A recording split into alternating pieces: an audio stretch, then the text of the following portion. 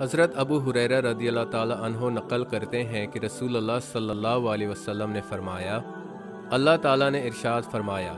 جس نے میرے کسی بھی ولی کو تکلیف پہنچائی تو میں اس کے خلاف اعلان جنگ کرتا ہوں،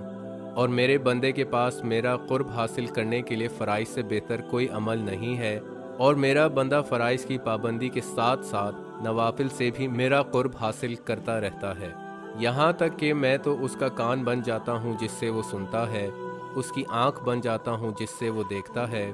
اور اس کا ہاتھ بن جاتا ہوں جس سے وہ پکڑتا ہے، اور پاؤں بن جاتا ہوں جس سے وہ چلتا ہے، اور اگر وہ مجھ سے کچھ مانگتا ہے تو میں اسے ضرور عطا کرتا ہوں، اور اگر وہ مجھ سے پناہ طلب کرتا ہے تو میں اسے ضرور پناہ عطا کرتا ہوں، اور کسی بھی کام کو انجام دیتے وقت مجھے ایسی ہچکچاہٹ کبھی نہیں ہوتی جیسی کہ اپنے ایمان والے بندے کی روح قبض کرتے وقت ہوتی ہے،